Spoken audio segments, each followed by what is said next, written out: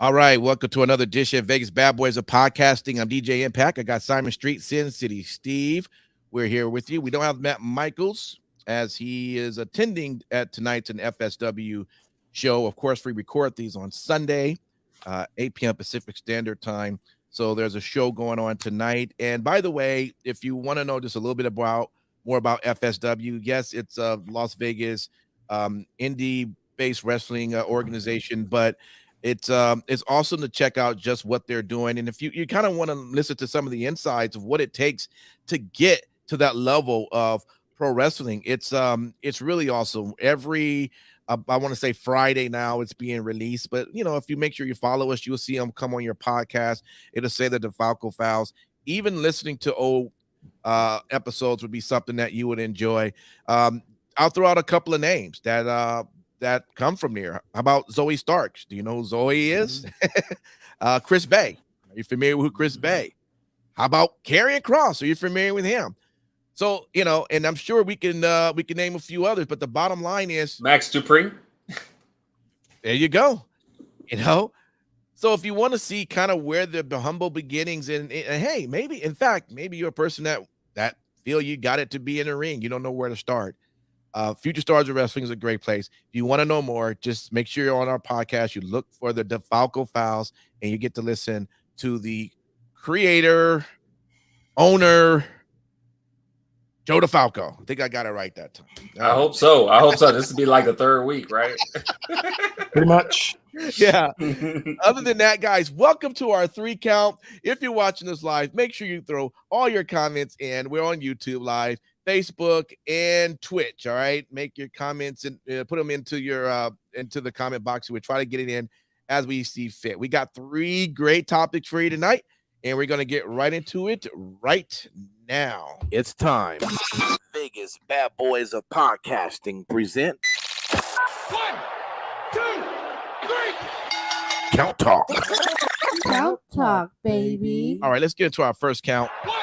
WWE announces the impending launch of NXT Europe final NXT UK event to be Worlds Collide on September 4th. Now, this is from Fightful.com. All right, this is how it reads. NXT is expanding, and its next move is to take over the whole continent of Europe. The plan for WWE NXT has always been global expansion. Prior to the restructuring of the brand in 2021, there was once major plans for an NXT India. However, the structure of WWE behind the scenes continues to change in the wake of Vince McMahon retirement, and WWE has officially announced its plan to launch NXT Europe. As reported by Fox News, the NXT UK brand will go on hiatus for several months as NXT Europe prepares to launch. The final event will be NXT Worlds Collide on Sunday, September 4th, 2021 at 4 p.m. Eastern Time. Okay, now. That's a typo, 2022. Okay, I thought it was, but I'm okay. Yeah. Thank you. From WWE, it says, from Stamford, Connecticut, today, WWE today announced that the NXT brand will grow internationally with the creation of an all-new NXT Europe with the launch plan for 2023. Quote, following the success of our live events and talent identification efforts throughout all of Europe, we believe this is the perfect time to expand NXT beyond the UK, end quote, said Shawn Michaels, WWE Vice President of Talent Development Creative. Launched in 2016, NXT UK has received critical acclaim and developed WWE main roster talent such as Rhea Ripley, Doudrop, Gunther, and Butch. NXT Europe will reimagine the brand as its talent pipeline with a pan-European focus. Now, prior to the debut of NXT Europe Worlds Collide, a premium live event featuring NXT and NXT UK superstars will be presented live on Sunday, September 4th at 4 p.m. Eastern on Peacock in the U.S. and the WWE Network everywhere else. Recently, NXT UK superstars such as Gallus, Tyler Bate, we forgot to mention him in our last show, and Blair Davenport appeared on NXT 2.0 television, with Bate even having a stare down with Braun Breaker. According to the report, the internal plan for NXT Europe is to reimagine the brand and talent pipeline with a new focus on all of Europe. Shawn Michaels, who is in charge of NXT, explained his excitement for the expansion and want to expect moving forward while being interviewed on Fox. Quote, so some of it, like everything with WWE and NXT, that pipeline is always fluid. It's going to be one of those situations where we're going to have a lot of representation going into Worlds Collide. Michaels told Fox News Digital, quote, it's what NXT has always been, and that is a pipeline for WWE in support of Raw and SmackDown. That process is going to continue. We're going to use the UK talent that we can to go into Worlds Collide and keep the representation out there for as long as we can. As we move things over here in the process, we'll make all those decisions in 2023 about who's a part of NXT Europe and who continues to stay here in NXT in hopes of getting a main roster call-up. Michaels also noted in an interview that he would like to go to Vince with this brand new. He has with this brand new. He also wants to hit up Paris, France, and Germany as well. We will have more on this new brand's launch as more details are known. Okay, good info there. So this was yours, Sin City. Tell me, man, what's your thoughts on WWE taking over Europe? So I think that it's bittersweet, largely because of one main thing, and I'm hoping that they just reimagine the championship and they continue to use it in a different way. As far as, maybe they get the word, like the actual wording changed on the belt. But that NXT UK championship is the most beautiful belt in all of WWE. And it's a shame if that belt just goes away. Elsewhere, though, I found it very interesting that Tyler Bate came out and confronted Braun Breaker with the NXT UK championship that he hasn't even won on TV yet. Oh, Yeah. There was a tournament that was taped, and Tyler Bate was obviously involved in the tournament, and spoiler alert, goes on to win the tournament, but those episodes haven't aired yet. wow. And so they had him come out with the title, and it's not even canon that he has the title yet. I wonder what made them do that. They don't usually make mistakes like that. They usually don't fuck things up like that. But Yeah. realistically, I think that this is going to allow for there to be a larger spotlight on a lot of these UK talents and a lot of the the talents like Tyler Bate and Gallus and the standouts from the UK brand. This article had mentioned specifically, the people that had come out of NXT UK: Rhea Ripley, Doudrop, Gunther, Butch. It's proven that they have success being able to take indie talent from the UK and get them to work a WWE style, get them more familiar with the cameras and all that kind of fun stuff, get their timing down, and then when the time's right, they'll make an appearance. And if you are one of those names that I just mentioned, you're doing it in front of millions of people. So right. This is definitely a step in the right direction, I should say. I was worried when everything was going on. UK talents weren't quite sure what was going to happen next, thinking that they were just going to completely shelve the brand. In all actuality, it looks like as if it's going to be rolled into NXT Europe, and NXT Europe versus NXT. Their first pay-per-view premium live event is Worlds Collide on September 4th at 4 p.m. Eastern. Any idea what else is going on September 4th at 8 p.m. Eastern? That's Lord right. of the Rings? That's right. No, AEW All Out. I know. So Hunter is back for revenge. He's back for blood. And this will do nothing but keep AEW on their toes. And I'm all for it because, as we said initially, when AEW was the shiny new toy in the toy box, competition is great for the business.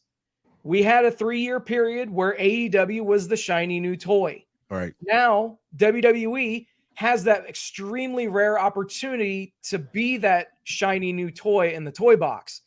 Let's see how Hunter and the crew take advantage of it. Well, Tony Khan, we was having a discussion when after the takeover of I won't say takeover, but when pretty much Triple H. They'd take the role over.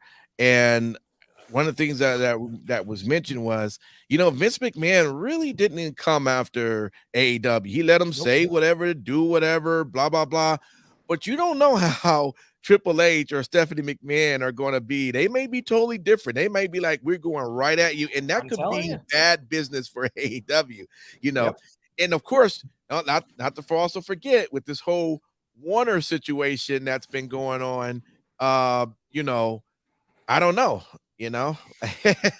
it's sometimes it's never good to poke the bear, right? Simon Street, I'll let you jump right in. Oh, go ahead. You look like you was going to mention something right quick, Sin City. No, I was just going to say, regardless, the winner in all of this is going to be us, the professional wrestling fan, 100%. because we are going to see these brands step their game up to where it should be consistently on a weekly basis. Yeah, this is going to keep them accountable.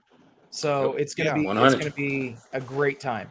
Simon Street. I mean, so we're about to, they put on this past week, Gallus, Tyler Bate, Blair Davenport. So we began to see some of the NXT, some of the UK stars come through. So what do you think?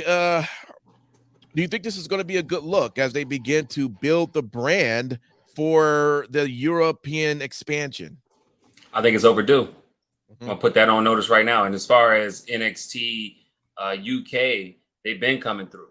I think the one biggest thing that I think Sin City was kind of mentioning is well, at least what I'm looking at, this is the true restructure to better elevate UK talent, but not even just UK talent. Because when I was kind of looking at it, the roadmap's going to include some people from India, even though they didn't do NXT India. Don't be surprised to see people, India come up there. I believe South America, possibly, maybe to some degree. And if you look at NXT UK right now, there are a couple people from Japan who happen to live in the United Kingdom. So I'm saying that in the sense of maybe, where their visas are might be in the UK. I don't know. I don't know what their whole situations are, right? But you're seeing representation, in the old country, shall we say, right? In the old world, which is good because WWE has the know-how, the blueprint to be able to structure these things. I think that with the new regime, I think that you're going to see more of a focus on this. Do I think it was already part of the plan before the Vince McMahon debacle thing? Possibly. But do I think they're going to go all in? Yes. Do I think the right people that, have a little bit more control and say so, know how they want to take this? I think that, again, I'm going to use it like I've said before. Triple H is a constant gardener, and he's planted those seeds a long time ago. WWE has planted those seeds a long time ago, and now they're going to make good on it. And also, too, let's be real. You want to talk about how, competition is great, and it keeps people accountable. This is also something, too, that not saying AEW ain't got that, because they're just trying to get out the gates and survive and get their own structure going. But this shows what WWE is in just a bigger picture. Do you see what I'm saying? Imagine if 5 years from now, all right, they totally got this structured out. You're seeing basically WWE across the pond. Something that we want to tune in, right? We want to tune in to see what's happening because not too many people was tuning into NXT UK, right? Sometimes people will get it. And I've always heard the same statement. Man, I really don't watch NXT UK, but I saw it. That was really good. They're going to be changing that. I guarantee that's going to be one thing that they're going to change. They're going to make it to where every time that you tune in, you want to see it. When that crap comes on, their little, I won't say crap, but their commercial for NXT UK comes on, people are going to start seeing it or start streaming over there to Peacock to see it. Worlds Collide is going to be amazing. I hope that they get enough structure and enough exposure for people stateside to really be invested and want to watch it. Because Sensei Steve is right. It's putting a flag and say, okay, AEW, I see you. But let me tell you right now, not only are we creating shit, we bringing that heavy because the competitors that right now with NXT UK, a lot of these competitors been going hard. I've said for a long time, a lot of them could come over to NXT before it was 2.0, the black and gold, and really, really, really look great. So I'm excited. I can leave it at that. Gotcha. Good stuff. All right, let's go into count two. And this one is WWE TV has more wrestling since Triple H took over creative. Now, this is from SCScoops.com, and this is how it reads. Triple H is putting the quote wrestling in quote back in WWE. When Vince McMahon retired from WWE in July, his son Paul Triple H Levesque replaced the ex-chairman as head of creative. As both of the head of creative and talent and head of talent creative, Triple H has implemented several changes, bringing back several superstars released under the previous regime. The change in WWE management has also had an impact on in-ring action as the world and world wrestling entertainment has become more prominent. Since the quote king of kings end quote took over as head of WWE's creative department, there has been a notable uptake in the amount of wrestling fans used to see. And data from Brandon Thurston of WrestleNomics reveals that in 4 weeks of Raw since Triple H took over, there has been an increase in the number of minutes dedicated to wrestling per hour. The most action-packed Raw was August 1st, 2022 episode of the Red Brand, which saw 26 minutes of wrestling per hour, totaling 1 hour and 18 minutes of in-ring work over the 3 hours. In the data, the show with the lowest amount of wrestling as of April 4th Raw, the night after WWE WrestleMania 38, which averaged 12 minutes of in-ring action per hour or 36 minutes in total. For SmackDown, the most action-packed episode was July 29th, 2022 show, the go-home event before SummerSlam, which had 25 minutes of wrestling per hour or 50 minutes total. The worst offender was July 8th episode of the first SmackDown after Money in the Bank 2022, which saw 7 minutes of wrestling per hour, 14 minutes across the entire show. WWE fans have been eager to see what this, quote, new era brings, with Triple H serving as the new head of talent relations. He's already brought back several performers, including Dakota Kai, Io Sky, Hit Row, Karrion Kross, and Scarlett as head of creative. It's encouraging that we've already seen more in-ring wrestling per week. All right, over to you, Simon Street. This was your article. Triple H bringing more wrestling back to WWE. This must be an excitement for you and wrestling fans, eh? Without a doubt. And I wish that you could have like shared the screen of that. In that article, they showed a graph, but you did a great, eloquent job of spitting all that out to us. I'm sure everybody could hear it and understand it clear and concise. Outside of that, I'm gonna be honest. This is just proof in the pudding. You know, I'm gonna try and echo the sentiment of Sin City Steve when he says, you know, don't insult my intelligence. And then that was something that even long ago, me and him, that was one of the number one points we both agreed on, just from having conversation when we talk about WWE, because I felt like my intelligence was being assaulted. And it even goes back as far as, you know, that little guy. What was the guy that says SOFT soft? What was his name again? I forget his name because he really isn't irrelevant. But that guy right there, yeah, he was a great mouthpiece on the mic. But when you saw him wrestle, it wasn't believable. But you was pushing that guy to the moon to a certain extent. There's been other people that WWE in the past have pushed to the moon. Yeah, you might have some good mic skills, but when I see you in the ring, it's not exciting. It's not engaging. And, you know, it just kind of proves, hell, even this last, it's evident with Raw. We you know, when we tape these shows, Wrestling Talk, you know, we do it side by side. We talked about Raw, how like these matches that we saw this past Monday night was fire because they picked the right people to go the distance. And it was great. The pacing was great. The spots were great. I've seen tweets within this week period, and I can't quote it, and I tried to find it on my computer, but I'm sorry.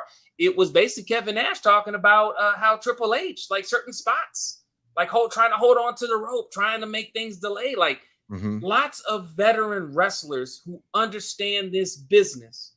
And Triple H is not just been called the game because he understands, because he has been a student of the game.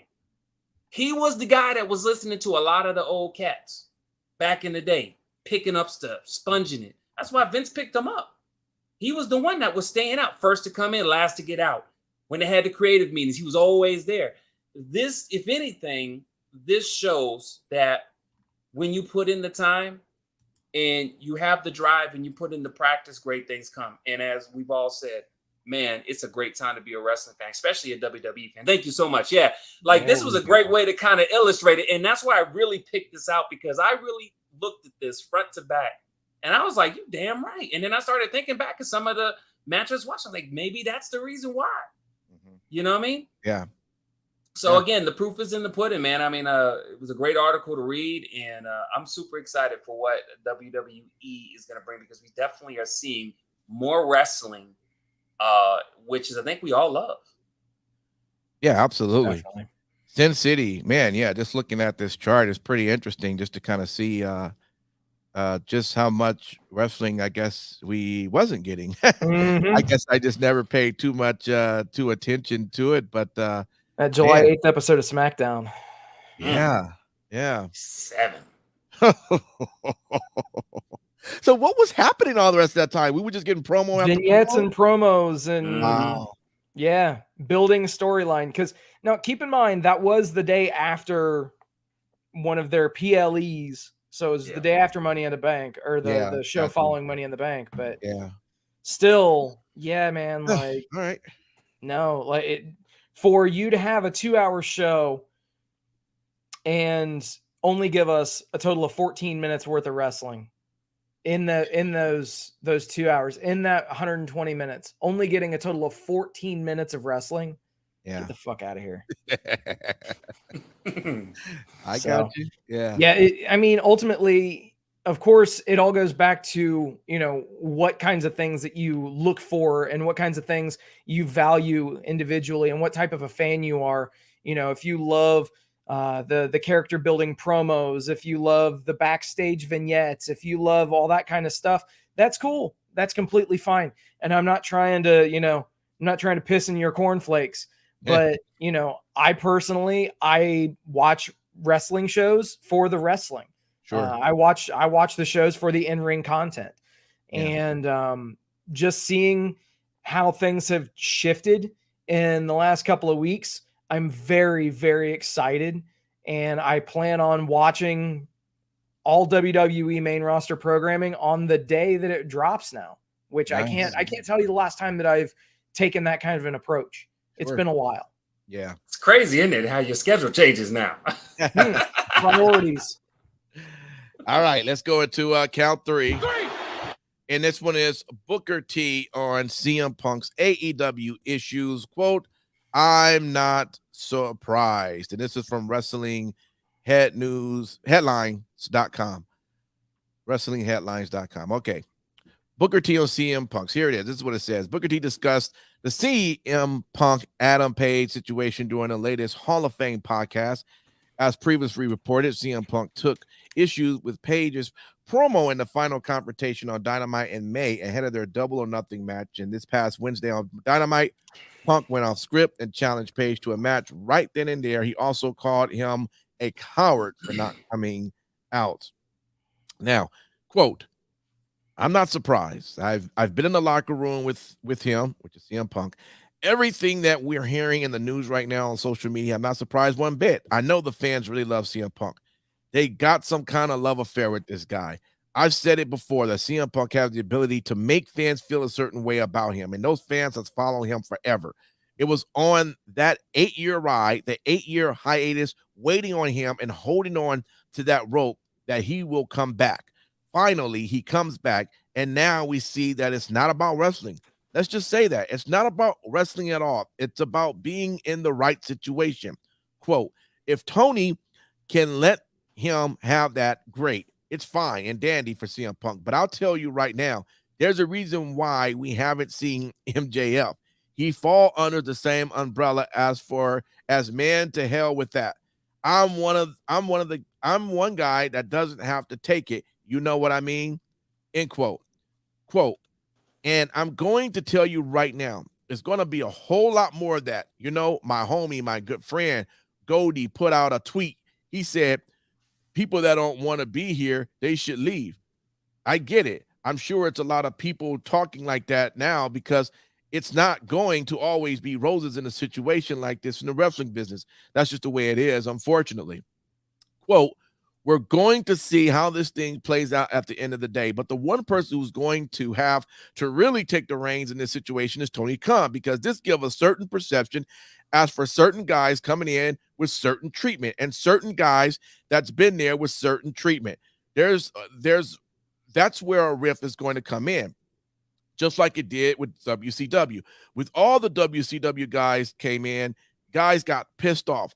Guys got hot because they wouldn't make a lot of money. I was one of them. And trust me, if they wouldn't have bumped my money up, I would have left WCW and I would have gone to WWE. I would have. I know I would have.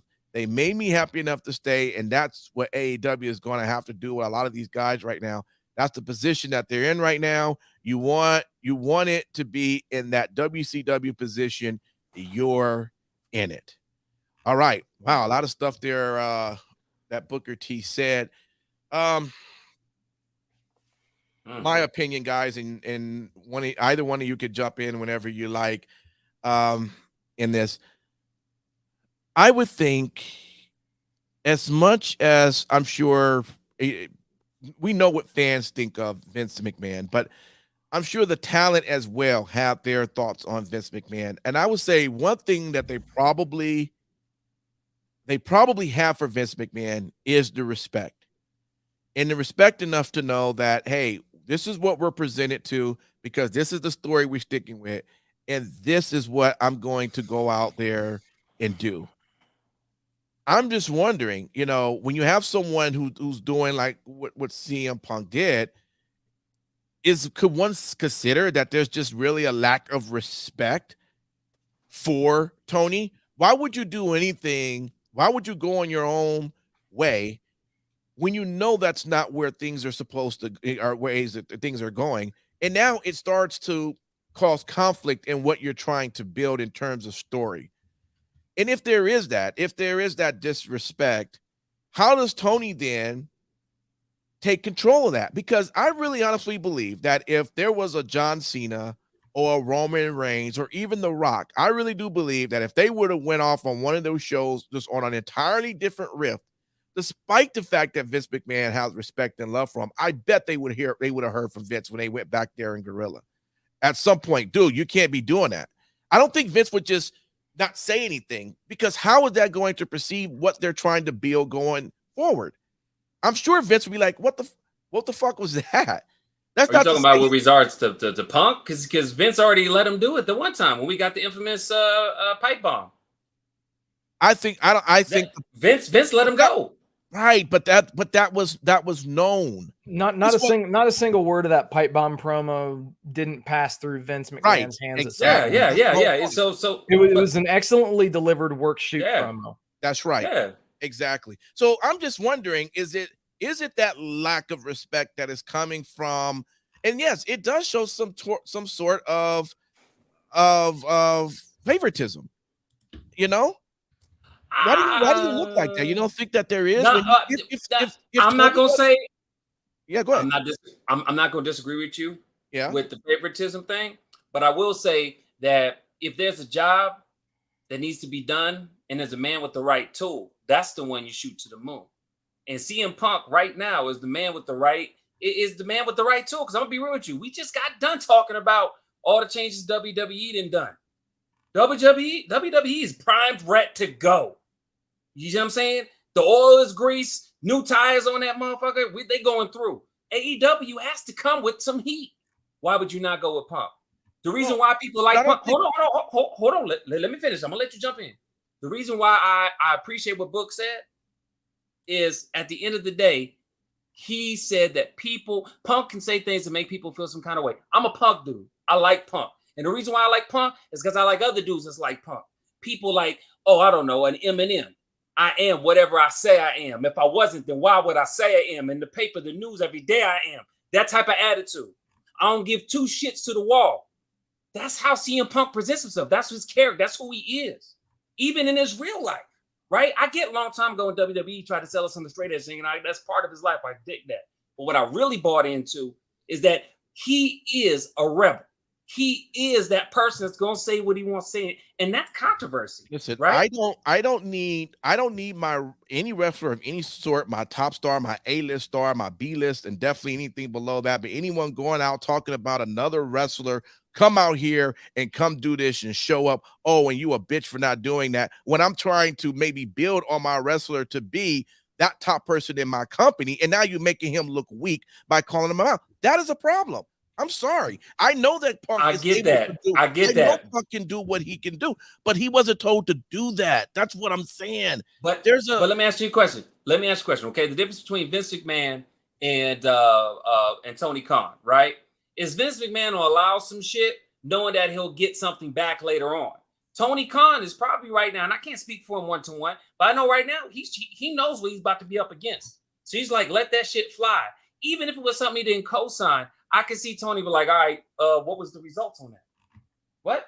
Okay, it was fire? All right, well, let me go ahead and smooth it over with Hangman a little bit. What is that message going to do when other talent begin to see that is happening and they can't do anything like that? That now is beginning to show you should not, even if you haven't. I think people know where they, in terms of WWE, that Roman is the man.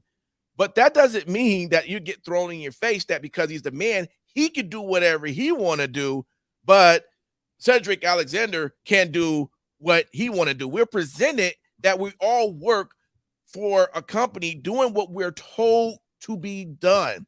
And I agree. Told to be done, we make something out of that. But at the end of the day, Hangman ain't the one that's really selling out arenas. And there's nothing against Hangman. Hangman is an awesome competitor. I really do like him. But I'm going to be real with you. He ain't the number one stallion in the stable.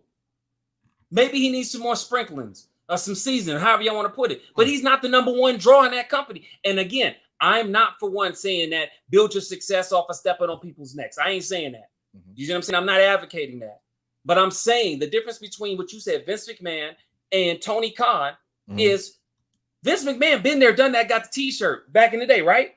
He knows what he's up against. He already got a strategic plan. Tony Khan's still trying to figure out his war room.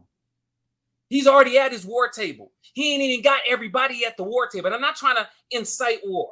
I'm not, okay? Because I know Michael's going to come on the next week talking about war and go off on it. But I am saying is when you in the heat of competition, right? You got to come correct. And right now, the number one stable you got right now, and I hate to say I told you so, is CM Punk. Because right now, when he dropped that fire, we all said it. That shit had us glued to the TV. Now, I'm not saying keep doing that week in, week out, and you stepping on people's necks. Because at some point, if we stepping on so many people's necks, maybe you need to start looking at your talent. Maybe you need to start to looking at, am I developing my talent enough to where we don't have to step on the neck? And we didn't even know. Was that? I mean, do we have a substantial evidence saying that this wasn't co-signed by Hangman? Maybe this is something for down the road, Hangman. This would actually look real good for Hangman. Come out whenever him and Moxley going at it and cause the match for CM Punk to lose. I mean, I don't know. I hear you. Let me jump over to Sin City. You've been listening to us go back and forth here. What's your take, man, about this whole thing? I mean, you see what Booker is saying. You see what I'm saying. You see what Simon Street. I mean, where do you fit in all this? I mean, you're the AEW guy, man. Come on, get us straight here. So, yeah, I know it's crazy, right? I was just sitting back listening to you guys bicker and battle, and I was slightly entertained by it. Right. But realistically, I mean, what I took away from this is that I don't know if there's any heat between Booker and CM Punk, but it seems like as if there might be a little bit of animosity between, at least from Booker towards CM Punk. But realistically, at the end of the day, I mean, back in May, Adam Page cut a promo and he mentioned a few things, essentially saying that no one wanted CM Punk there. No one really wanted him to do anything. And that it was Page protecting AEW from CM Punk. And then obviously, dude, when he cut that promo, I remember that a few people specifically wondered why he just kind of threw out these kind of heel mannerisms, and he went after CM Punk. Evidently, and whatever, but there have been people that have reported that it ties back to the whole Colt Cabana thing, and that Page was standing up for his Dark Order teammate Colt Cabana. Yeah. Whatever. I mean, everybody wants to have the inside scoop. Everybody wants to know exactly what's going on. And the fact is, so many people are so absorbed with knowing every little detail of everything that's going on that they can't sit back and just enjoy this for what it is. The mere fact that it's got us talking about this means that it's newsworthy. Also, think about this. How long has kayfabe been dead? Decades, right? At least 20 years. So the fact is, dude, if this is them blurring the line between storyline and not, if this is them doing a worked shoot, dude, I am all for it. I think that there needs to be more of a willing suspension of disbelief when it comes to professional wrestling. And yeah, if it feels real and it has just that little tiny twinge to it, like I don't know if these two guys really have heat, that's when it gets more exciting, because that means that you, and I'm saying the general you, have bought into it. Once you have bought into this program, now we can really let the artistry fly. So again, I've said it all night. It's going to be a great time to be a professional wrestling fan. And I personally think that this is a work. I think that initially when that May promo dropped, and the reports were that Punk had a production meeting and told everybody within AEW that he wasn't going to lose to Hangman. Honestly, that wouldn't surprise me. But the fact is, to, rile people up again and to get everything going again, it's fun to watch happen. Let me just say this, and just right quickly, I'm sorry to cut in right there, but Booker T did mention, you now end up having like an MJF situation. What do you do if you start to have some of the talent who's like, fuck that, you know what? I'm beginning to see this sort of separation, or this, whatever that's happening that you begin to see, and now you have people that just kind of go away. Where is All Out? Yeah. It's in Chicago, right? It's in Chicago. Yeah. Okay. Where is CM Punk from? Chicago. Okay. What kind of a reaction did MJF get when he cut his pipe bomb promo? A babyface reaction. Okay. How else are you going to turn him heel other than to have him lay out CM Punk in his hometown of Chicago after he unifies the AEW World Championship? And you sell the fact leading up to the show by not having him appear on TV, not having his image or video anywhere in the signature, so that people actually wonder if he has been fired from the company. And you have him enter through the crowd like an outsider. Yeah. It's storyline. Okay. And not even just that, but let's be real. With that match alone, come on. If anybody can go toe-to-toe with pipe bombs, it's MJF. Oh, yeah, completely. And let me tell you right now, I will butter up my popcorn, get my favorite type of drink on, and I'm going to probably be watching these promos that will come from that when it comes to fruition over and over again, because it's just going to be dynamite.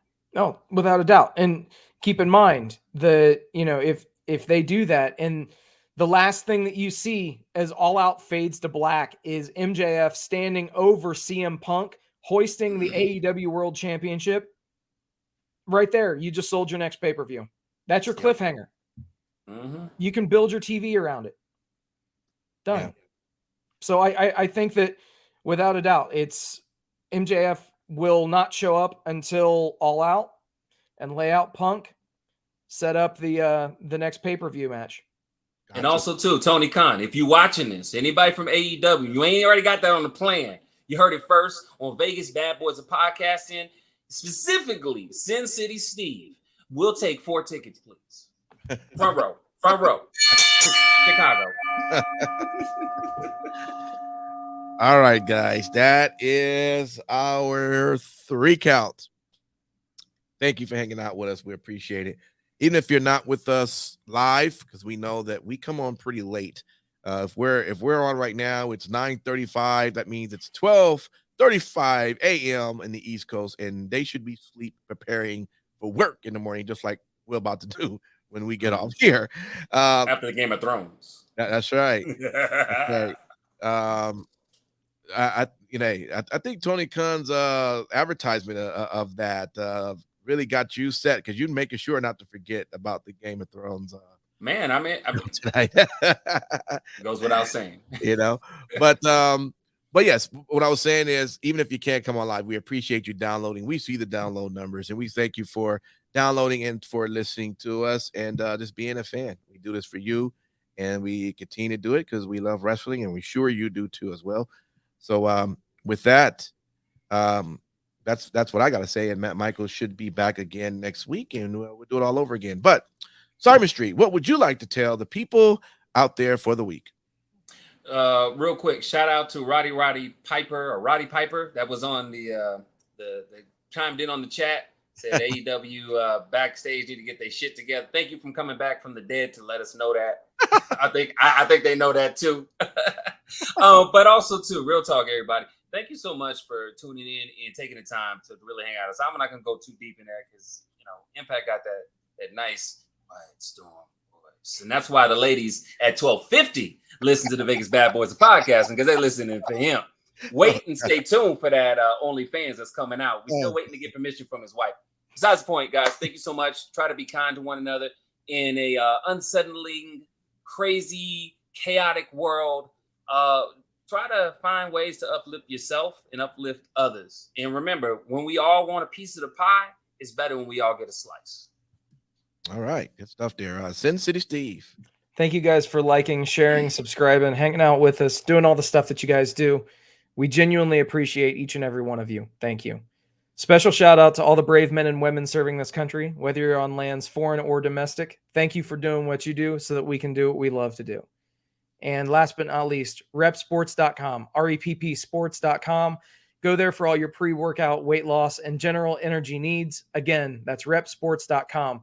Use promo code Vegas at checkout and save yourself 15%. Perfect. Energy juice. Energy juice. That's right. All right, y'all. Thank you so much. And I guess happy wrestling to all of you. Take care. Peace.